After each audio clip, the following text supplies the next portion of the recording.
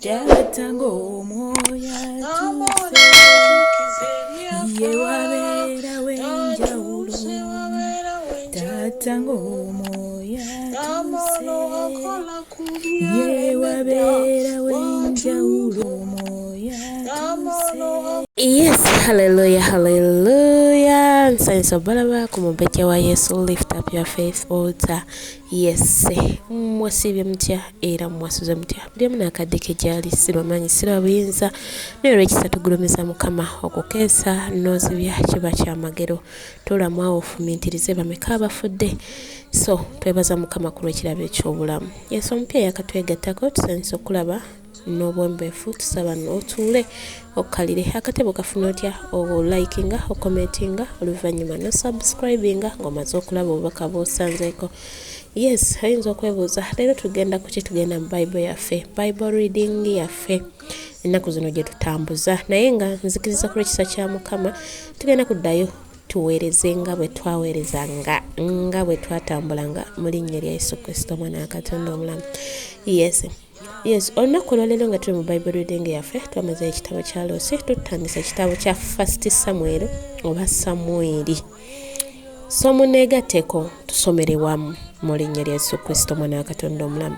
Fuba okulaba ng'ofunamu ky'oyigamu, ng'ofunamu ky'otegeera mu linnya lya Yesu Kristo. Saba ekisa kya Mukama kikubikulire mu kwano osobola okutegeera mu kyotegedde mu linnya lya Yesu Kristo omwana wa Katonda omulamu. Kale ekitabo kyaffe tukiwanga wansi w'endagaano y'omusaayi gwa Yesu era tukikowoolerako omuliro gwe gw'okutwetooloola.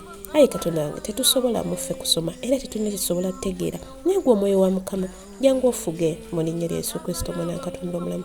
Yogerako n'emmeme zaffe bingi bye tufaananya ng'abasajja ba Katonda mwe baayitanga, naye tuwa ekisa ekibiwangula nga bwe wabawanguzisa, tuwa ekisa ekitambula nga bwe baatambulanga mu butukuvu n'obutuukirivu. Naffe twogerweko tubeere nga abo aboogerwako mu linnya lya Yesu Kristo omwana wa Katonda omulamu. Mwoyo wa Mukama jangu ofuge, jangu otambule, koma ku mmeme zaffe. Omwoyo alumiriza nti leero sinnawuliriza ku kigambo, sinnasoma ku Baibuli. Tambula ng'okoma ku buli ssekinnoomu mu linnya lya Yesu Kristo omwana wa Katonda omulamu. Mwoyo wa Mukama Taata kulembera. Essula y'e11. Awo Nakkasi Omwamoni n'ayambuka n'asiisira okwolekera Yabesu Gireyaadi. Abasajja bonna ab'e Yabesi ne bagamba Nakkasi nti, lagaana naffe endagaano, naffe tulikuweereza. Nakkasi Omwamoni n'abagamba nti, bwe ntyo bwe nnaalagaana nammwe. Amaaso gammwe gonna agaddyo gaggyibwemu, nange ndikiteeka ku Isirayiri yenna okuba ekivume. Abakadde ab'e Yabesi ne bamugamba nti, tuwe ebbanga ery'ennaku 7 tutume ababaka mu nsalo zonna eza Isirayiri. Abo bataliba ow'okutulokola tulifuluma ne tujja gy'oli. Awo ababaka ne bajja e Gibea ekya Sawulo ne boogerera ebigambo ebyo mu matu g'abantu. Awo abantu bonna ne bayimusa eddoboozi lyabwe ne bakaaba amaziga. Awo laba Sawulo n'ajja ng'agoberera ente okuva mu nnimiro. Sawulo n'ayogera nti abantu babadde batya okukaaba amaziga, ne bamubuulira ebigambo by'abasajja ab'e Yabesi. Awo omwoyo gwa Katonda ne gujja ku Sawulo n'amaanyi. Bwe yawulira ebigambo ebyo, obusungu bwe ne bubuubuuka nnyo. Awo n'addira ente 2 n'azitemaatema, n'aziweereza okubuna ensalo zonna eza Isirayiri mu mikono gy'ababaka ng'ayogera nti, buli atalifuluma okugoberera Sawulo ne Samwiri, bwe zityo ente ze bwe zirikolebwa. Ekitiibwa kya Mukama ne kigwa ku bantu, ne bafuluma ng'omuntu omu. N'ababalira e Bezeki. Awo abaana ba Isirayiri baali obusiriivu 3, n'abasajja ba Yuda baali 1,000. Ne bagamba ababaka abajja nti, bwe mutyo bwe munaagamba abasajja ab'e Yabesu Gireyaadi nti, enkya omusana nga gwase munaafuna obulokozi. Ababaka ne bajja ne babuulira abasajja ab'e Yabesi ne basanyuka. Abasajja ab'e Yabesi kyebaava boogera nti, enkya tunaafuluma ne tujja gye muli, mutukole byonna bye musiima. Awo olwatuuka enkya, Sawulo n'ayawulamu abantu ebibiina 3 ne batuuka wakati mu lusiisira mu kisisimuka eky'enkya, ne bakuba Abamoni okutuusa omusana lwe gwakaza. Awo lwatuuka abaasigalawo ne basaasaana, okusigala ne watasigala babiri ku bo abaali awamu. Abantu ne bagamba Samwiri nti, ani oyo yayogera nti Sawulo alitufuga? Leeta abasajja abo tubatte. Sawulo n'ayogera nti, tewaabeewo muntu anattibwa leero, kubanga leero Mukama akoze obulokozi mu Isirayiri. Awo Samwiri n'agamba abantu nti, mujje tugende e Girugaali, tunyweze eyo nate obwakabaka. Abantu bonna ne bagenda e Girugaali. Sawulo ne bamufuulira eyo kabaka mu maaso ga Mukama e Girugaali. Ne basalira eyo ssaddaaka ez'ebiweebwayo olw'emirembe mu maaso ga Mukama. Sawulo n'abasajja bonna aba Isirayiri ne basanyukira nnyo eyo.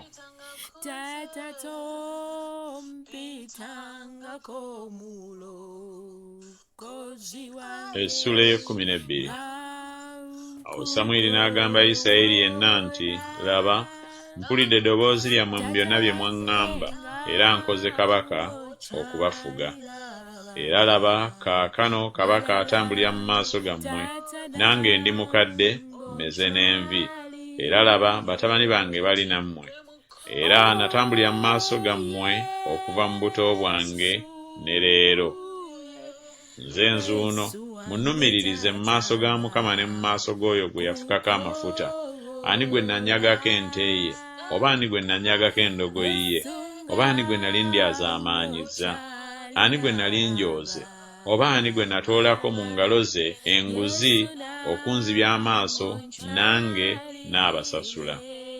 Ne boogera nti, totulyazaamaanyanga, so totujooganga, so totoolanga kintu mu ngalo z'omuntu yenna. N'abagamba nti, Mukama ye mujulirwa gye muli, n'oyo gwe yafukako amafuta ye mujulirwa leero, nga mmwe temulabye kintu mu mukono gwange. Ne boogera nti, ye mujulirwa. Samwiri n'agamba abantu nti, ye Mukama eyassaawo Musa ne Alooni era eyaggya bajjajjammwe mu nsi y'e Misiri. Kale nno kaakano muyimirire buyimirizi, mpoze nammwe mu maaso ga Mukama olw'ebikolwa byonna eby'obutuukirivu ebya Mukama bye yakola mmwe ne bajjajjammwe. Yakobo bwe yali atuuse mu Misiri, bajjajjammwe ne bakaabira Mukama. Awo Mukama n'atuma Musa ne Alooni eyaggya bajjajjammwe mu Misiri n'abatuuza mu kifo muno. Naye ne beerabira Mukama Katonda waabwe, n'abatunda mu mukono gwa Sisera omwami w'eggye lya Kazoli, ne mu mukono gw'Abafirisuuti, ne mu mukono gwa kabaka wa Mowaabu, ne balwana nabo. Awo ne bakaabira Mukama, ne boogera nti, twayonoona kubanga twaleka Mukama, ne tuweereza Babaali ne ba Asutaloosi. Naye kaakano tulokole mu mukono gw'abalabe baffe, tulyoke tukuweereze. Awo Mukama n'atuma Yerubbaali ne Bedani ne Yefusa ne Samwiri, n'abalokola mu mukono gw'abalabe bammwe enjuuyi zonna, ne mutuula mirembe. Awo bwe mwalaba nga Nakasi kabaka w'abaana ba Amoni ng'abatabadde, ne muŋŋamba nti nedda, naye kabaka y'alitufuga. Mukama Katonda wammwe nga ye kabaka wammwe. Kale nno kaakano laba kabaka gwe mulonze era gwe musabye. Era laba Mukama ataddewo kabaka okubafuga. Bwe munaatyanga Mukama ne mumuweerezanga, ne mumuliranga eddoboozi lye, ne mutajeemeranga kiragiro kya Mukama mmwe era ne kabaka bafuga, ne mugobereranga Mukama Katonda wammwe, kale bwe mutaawulirenga eddoboozi lya Mukama naye ne mujeemeranga ekiragiro kya Mukama, awo omukono gwa Mukama gunaalwananga nammwe nga bwe gwalwananga ne bajjajjammwe. Kale nno kaakano muyimirire buyimirizi mulabe ekigambo kino ekikulu Mukama ky'anaakolera mu maaso gammwe. Leero sige makungula g'eŋŋano, n'asaba Mukama aweereze okubwatuka n'enkuba. Awo munaamanya ne mulaba ng'obubi bwammwe bunene bwe mwakola mu maaso ga Mukama nga mwesabira kabaka.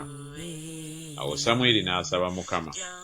Mukama n'aweereza okubwatuka n'enkuba ku lunaku olwo. Abantu bonna ne batya nnyo Mukama ne Samwiri.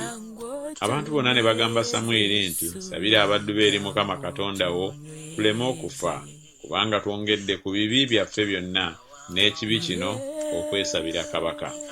Samwiri n'agamba abantu nti, temutya okukola mwakola ekibi kino kyonna, naye temukyamanga obutagobereranga Mukama, naye muweerezenga Mukama n'omutima gwammwe gwonna, so temukyamanga, kubanga bwe kwandibadde okugoberera ebitaliimu ebitayinza kugasa newaakubadde okulokola, kubanga tebiriimu. Kubanga Mukama taayabulirenga bantu be olw'erinnya lye ekkulu, kubanga Mukama yasiima okubeefuulira yekka eggwanga. Era nze kiddira erinza okusobya ku Mukama nga ndekayo okubasabira, naye n'abayigirizanga ekkubo eddungi eggolokofu. Kyokka mutyenga Mukama, mumuweererezenga mu mazima n'omutima gwammwe gwonna, kubanga mulowooza ebigambo bye yabakolera bwe byenkana obukulu. Naye bwe muneeyongeranga okukola ebibi, mulizikirira mmwe era ne kabaka wammwe. Yes, hallelujah. Mbakulisayo nnyo mu Bible reading yaffe. Mwenna abanneegaseeko mubale kunneegatako, mwebale kusomera wamu nange ekitabo kya Mukama. Mukama abankolera obulungi. Leka bye tuyize tubitambuliremu mu linnya lya Yesu Kristo, omwana wa Katonda omulamu. Tuleme okukola ebyo bajjajjaffe bye baakola ebibi, wabula tubakopeko ebirungi mu linnya lya Yesu Kristo, omwana wa Katonda omulamu. Ekitabo kyaffe tukiwunga wansi w'endagaano y'omusaayi gwa Yesu. Tuyita omuliro gw'eggulu okukyetooloola, omwoyo wa Mukama kitambulirangako mu linnya lya Yesu Kristo, omwana wa Katonda omulamu. Weebale omwoyo omutukuvu, weebale ddade. Fuga nga tuvaawo, fuga nga tumaliriza tuwuliriza ekigambo kyo kino.